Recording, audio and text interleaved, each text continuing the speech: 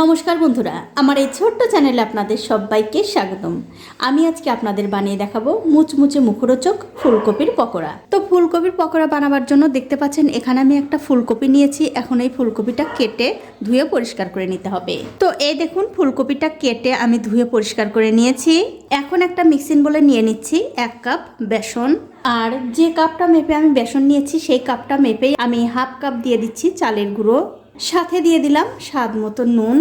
এবারে এর মধ্যে অল্প অল্প করে জল দিয়ে খুব সুন্দর একটা ব্যাটার তৈরি করে নিতে হবে। তবে বন্ধুরা এই ব্যাটারটা কিন্তু খুব একটা পাতলাও হবে না, আবার খুব একটা ঘনও হবে না।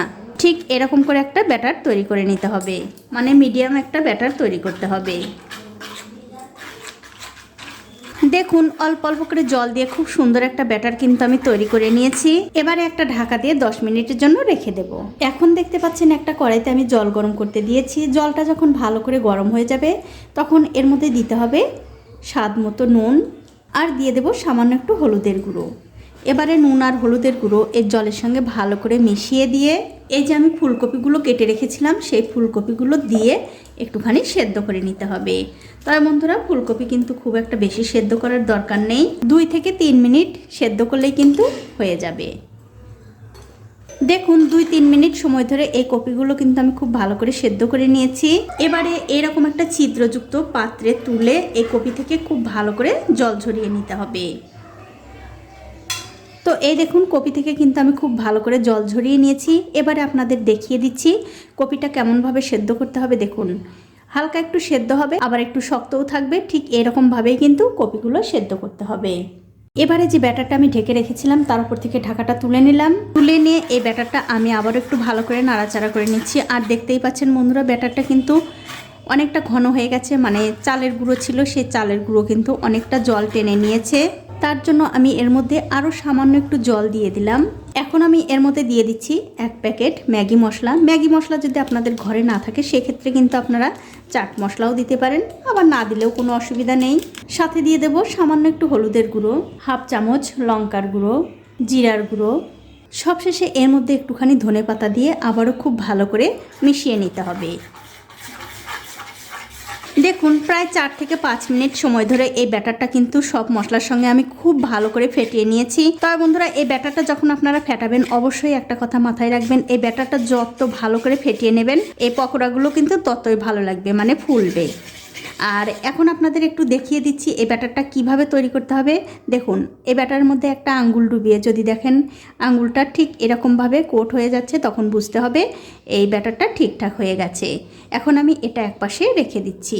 এখন আমি পকোড়াগুলো ভেজে নেব। তার জন্য দেখতে পাচ্ছেন একটা কড়াইতে আমি তেল গরম করতে দিয়েছি। তেলটা কিন্তু ভালো করে গরম হয়ে গেছে। এখন আমি এখান থেকে এই চামচে করে 3 চামচ তেল যে ব্যাটারটা আমি বানিয়ে রেখেছি সেই ব্যাটারের মধ্যে দিয়ে দেব। এই গরম তেল যদি ব্যাটারের মধ্যে দেওয়া যায় তাহলে কি হয়, এই পকোড়াগুলো অনেকক্ষণ মুচমুচে থাকবে, আবার সহজে নরমও হবে না। তারপর এই তেলের সঙ্গে ব্যাটারটা আবারও খুব ভালো করে ফেটিয়ে নিতে হবে। দেখুন তেলটা কিন্তু আমি খুব ভালো করে ব্যাটারের সঙ্গে মিশিয়ে নিয়েছি। এবারে যে ফুলকপিগুলো আমি সেদ্ধ করে রেখেছিলাম সেখান থেকে একটা একটা করে ফুলকপি এরকম করে নিয়ে ব্যাটারের মধ্যে ডুবিয়ে খুব সাবধানে এই তেলের মধ্যে দিয়ে দিতে হবে।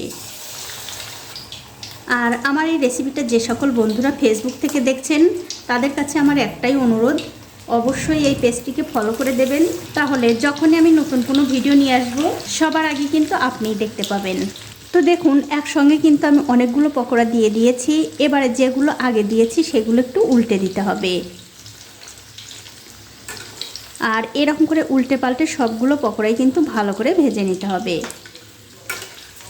আপনারা একদিন হলেও এইভাবে পকোড়া বানিয়ে খেয়ে আমাকে কমেন্ট করে জানাতে ভুলবেন না আপনাদের কেমন লাগলো। দেখুন এই পকোড়াগুলো কিন্তু আমি উল্টে পাল্টে প্রায় 4 থেকে 5 মিনিট সময় ধরে খুব ভালো করে ভেজে নিয়েছি। আর বন্ধুরা এই পকোড়াগুলো যখন আপনারা ভাজবেন অবশ্যই কিন্তু একটু ধৈর্য ধরে ভেজে নেবেন, খুব একটা তাড়াহুড়ো করে ভাজবেন না, তাহলে কিন্তু ভেতরটা একদম কাঁচা থাকবে আর উপরটা পুড়ে যাবে।